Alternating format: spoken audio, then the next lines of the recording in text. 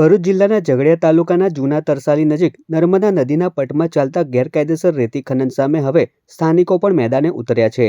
માછીમારો સહિત જૂના તરસાલી ગામના યુવાનો હવે જાતે જ નર્મદાને બચાવવા માટે આગળ આવ્યા છે। સ્થાનિક યુવાનોએ રાજપારડી પોલીસને સાથે રાખી ત્યારે જૂના તરસાલી ગ્રામ પંચાયતની હદમાં નર્મદાની છાતી ચીરીને ગેરકાયદેસર રીતે રેતી ચોરી કરતા તત્વોને ઝડપી લેવામાં આવ્યા છે। મળતી માહિતી અનુસાર વડોદરા જિલ્લાના લીઝ માલિકો પોતાની હદ ઓળંગીને ભરૂચ જિલ્લાના ઝઘડિયા તાલુકાની હદમાં આવેલી નર્મદા નદીમાંથી બે રોકટોક રેતીનું ખનન કરી રહ્યા હતા। આ મામલે ગ્રામજનોએ જાણ કરતા ભરૂચ જિલ્લા ભૂસ્તર વિજ્ઞાન અને ખાણ ખનિજ વિભાગની ટીમે તાત્કાલિક સ્થળ પર પહોંચી કાર્યવાહી હાથ ધરી હતી।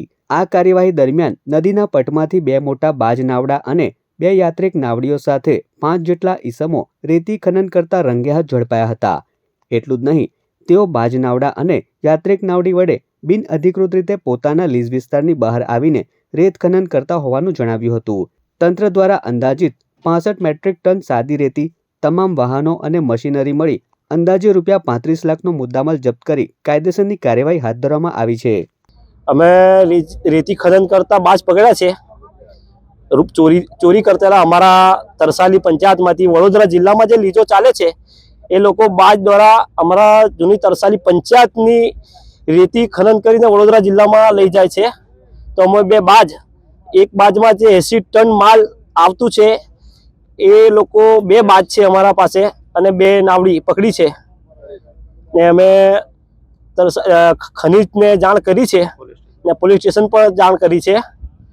તો અમે સરકારશ્રીથી એ નિવેદન કરીએ છીએ કે એમના ઉપર લગામ કસવામાં આવે અને ખાસ કરીને આ બાજો જે 2 નંબરમાં ચાલે છે એ બધા બંધ થવા જોઈએ અને જરૂરી છે બંધ નહીં થાય તો આ લોકો વડોદરા જિલ્લામાં અને ભરૂચ જિલ્લાની બધી રેતી વડોદરા જિલ્લામાં લઈ ચાલ્યા છે અને દાદાગીરી ફૂલ કરે છે આ લોકો અને બંદૂકો લઈને પણ આવે છે। આ લોકો ધમકી આપે છે, દાદાગીરી કરે છે ને અમારા ત્યાં બીજા ધંધા પણ બંધ છે। અમારા માછીમારી ધંધા પર પણ ઇફેક્ટ પડ્યું છે।